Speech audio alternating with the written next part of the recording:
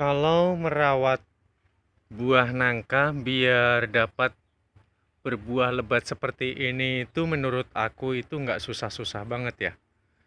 Dan sebelum aku jauh melangkah, aku membahas terhadap nutrisi yang aku gunakan untuk merawat pohon nangkaku ini hingga dapat berbuah selebat ini ya. Aku terlebih ingin menjelaskan lebih dahulu pondasi dasarnya agar tidak salah dalam bercocok atau merawat tanaman buah nangka.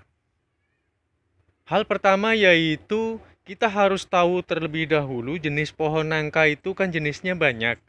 Apakah pohon yang kita rawat ini jenis nangkanya memang bertipikal dapat membuahkan buah yang segini banyaknya itu hanya dengan satu tangkai?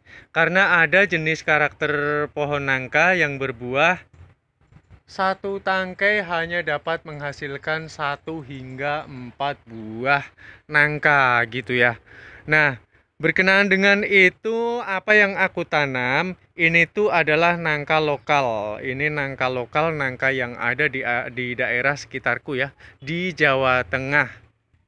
Memiliki buah yang sangat manis, akan tetapi tidak dapat berbuah banyak dalam satu tangkainya. Nah, sedangkan nangkaku ini yang berbuah banyak ini adalah jenis nangka persilangan antara nangka dengan cempedak. Ini tuh satu tangkai pernah berbuah hingga 21. Gitu ya. Oke, setelah kita mengetahui jenis nangka yang akan kita tanam, baru kita memperhitungkan media tanam.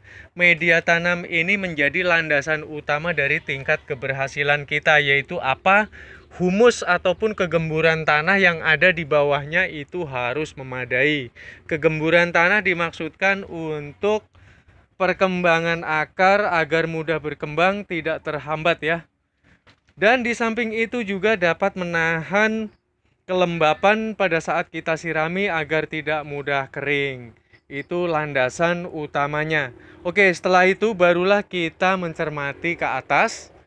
Paparan sinar matahari yang cukup terutama di pagi hari harus mengenai dahan agar pohon nangka kita ini dapat berfotosintesis dengan lancar tanpa adanya hambatan. Setelah itu, setelah dari pencahayaan dari pagi hingga siang hari cukup, maka kita harus memperdulikan juga alam lingkungan di sekitarnya. Jangan sampai tanaman nangka kita itu berhimpit-himpitan dengan tanaman yang lain. Begitu. Langkah berikutnya adalah melakukan sebuah pruning pemangkasan dari pangkal. Jikalau ada cabang-cabang yang tidak memberikan prospek yang dapat memberikan pembuahan, maka harus dipenggal pada ujungnya seperti ini ya, langsung dipangkal aja.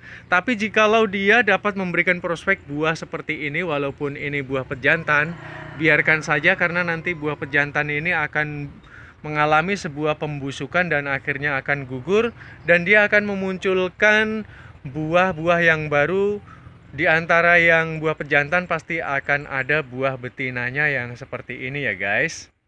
Dan menyangkut dengan nutrisi sendiri adalah karena kita memperhitungkan yang dibutuhkan tanaman pada saat berfotosintesis adalah kadar air penyerapan yang ada di sekitar akar, dan kemudian adalah larutan karbon dioksida yang dihasilkan oleh humus ataupun nutrisi yang ada di sekitar tanah tersebut.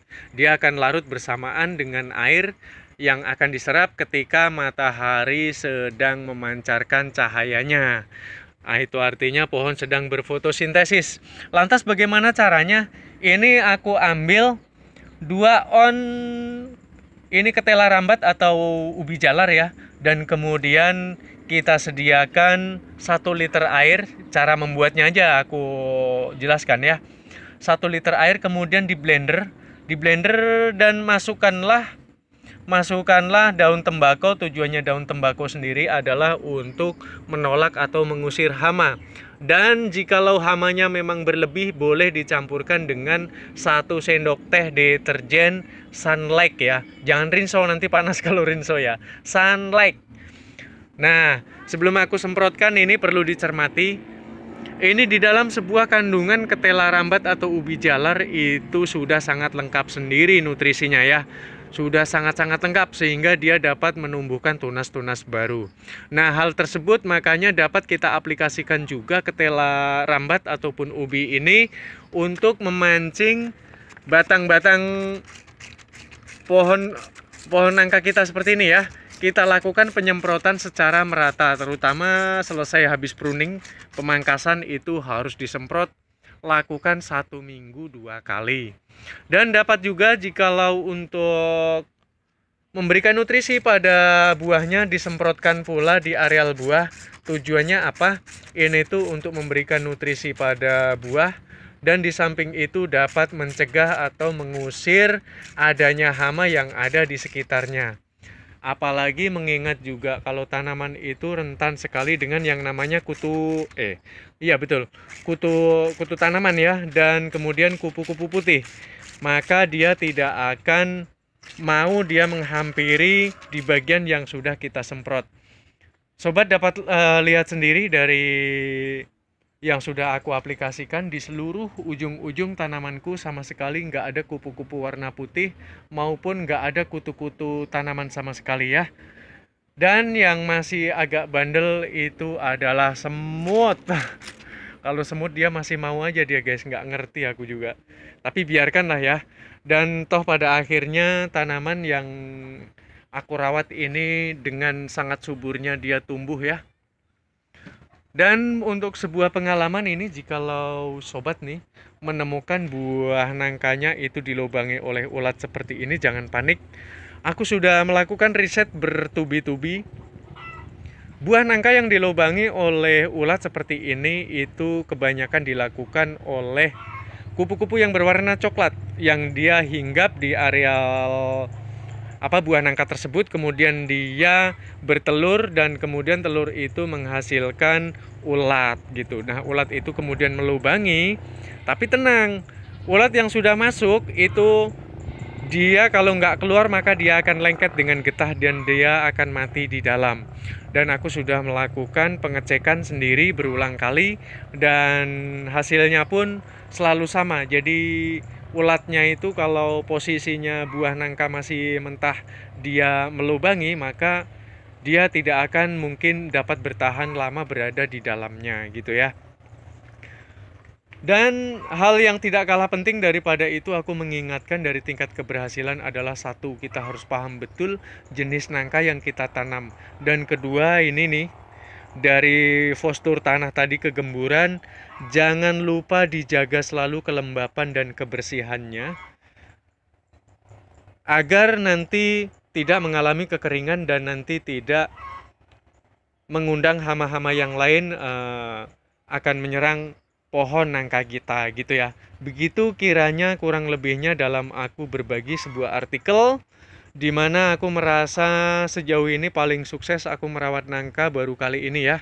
Dan ini pun aku lakukan berdasarkan pencermatan terus kemudian praktek secara langsung ya, dengan cara merawat pohon. Aku punya nangka yang persilangan cempedak ini, dan aku punya nangka yang buah nangka yang seperti biasa pada umumnya di Jawa di sini ya.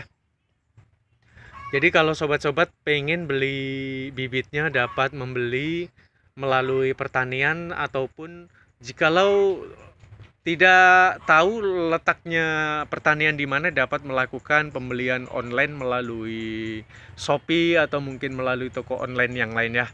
Oke, terima kasih jikalau kontenku ini berguna, bermanfaat. Boleh dong di like ya, syukur-syukur mau dibagikan itu agar aku semakin semangat membuat kontennya ke depan. Untuk yang belum subscribe jangan lupa subscribe ya.